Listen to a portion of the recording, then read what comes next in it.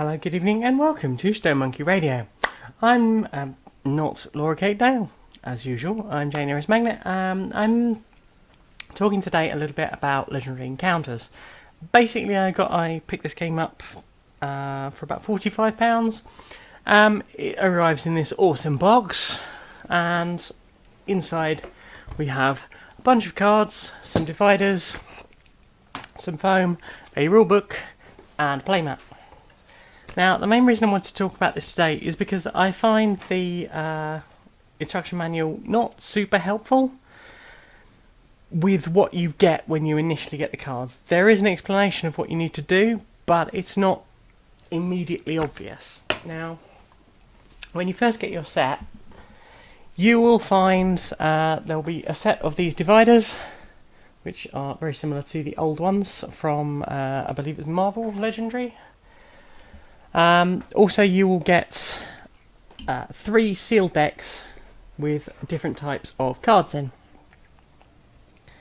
Now, some of these cards will match cards that are in other decks and belong together, and some of them will match other cards and not belong together. So it's not super helpful. So my plan is to just give you a little explanation about what sort of cards you need and how you should be putting them all together. So we'll start with, I believe this is characters. There are a bunch of character cards, including 4 different Ripleys. There is a Ripley for every chapter. There are 4 different chapters, one for Alien, Aliens, Alien 3 and Alien Resurrection. Initially you'll want Warrant Officer Ripley, Navigator Lambert. Ooh, what else we got? Parker and Dallas. So those would be the 4 characters that you'll be playing with in the first scenario. As I said, there are 4 scenarios, so you'll want to try and divide them up. There is an explanation in the rulebook of which people at least go together. So I've set mine up as Alien, Aliens, Alien 3 as Alien Resurrection, but those are your character cards. The next type of cards you're going to encounter, hopefully,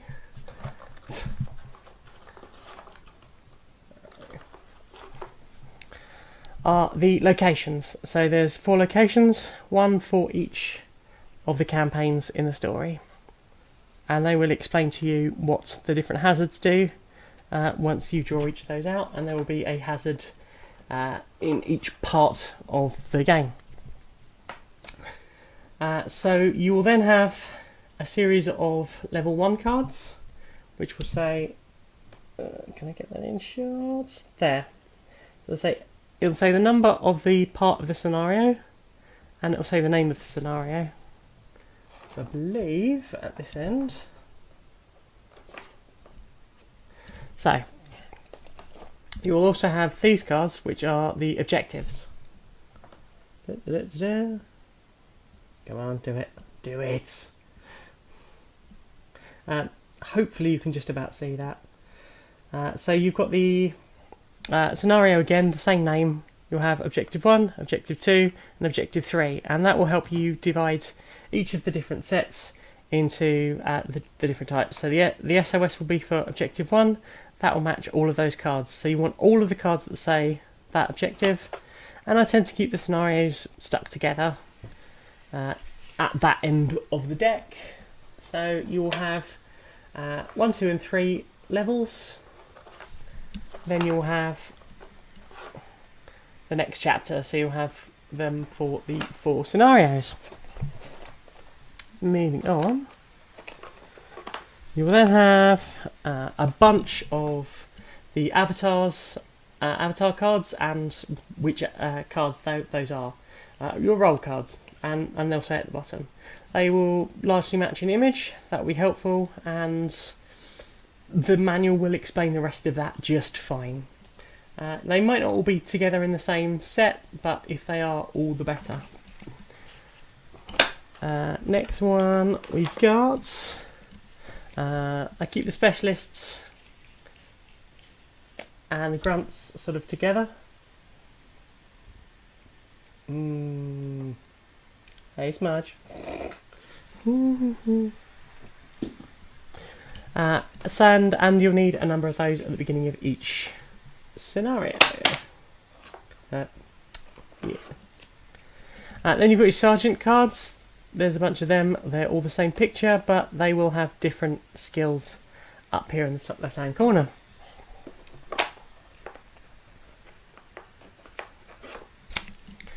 Next up is your drone deck.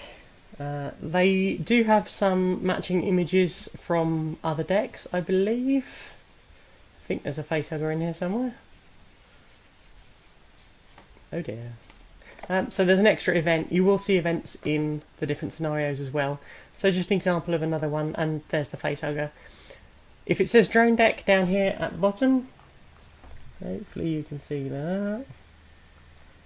Where it says drone deck here down at the bottom, then those are the ones that will all go together in this drone deck. Again, the manual explains how to set those up once they're set up, but getting it out of the initial plastic can be a bit of a pain. And here is the strike deck explained. Yeah, it's nice. And those will all go together in the strike pile. Next up, you've got the hatchery deck, which is a bunch of facehuggers and a bunch of chest bursters. Artwork on these is really good. And then way at the end here, you've got ones for sort of advanced playing level. You'll have your secrets revealed cards.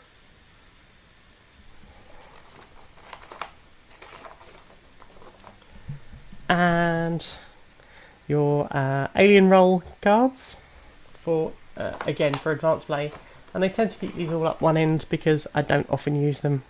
There's the alien players deck. Come on, going focus. And there you go, you will have a whole bunch. They all look the same, that's quite handy. But as long as they say alien power deck, player deck at the bottom, you need them all together.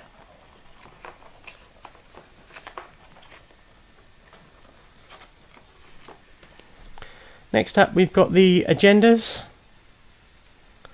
Good and the bad ones. Evil agendas. Which hopefully will do the thing. Do it. Yeah. Well, anyway, that is a pain in the bum. These are the evil agenda cards, and again, these are all for advanced play, so you won't necessarily need them all the time, and you probably won't need them when you're just learning. Pretty much everything else is perfectly explained in the rules that you get. This is quite a good instruction book, but for the initial just getting it out of the box, it can be quite complicated to go. There are 3 sets of cards, some of them have matching pictures, some of them don't, and it'd be quite nice to know how to separate them out, what's a convenient level, or what's a convenient area to stick them in. But yeah, hopefully that will help someone, because I wanted a video just like this and could not find one when I first got my set. So anyway, thanks very much for joining us. See you again sometime. Oh, bye.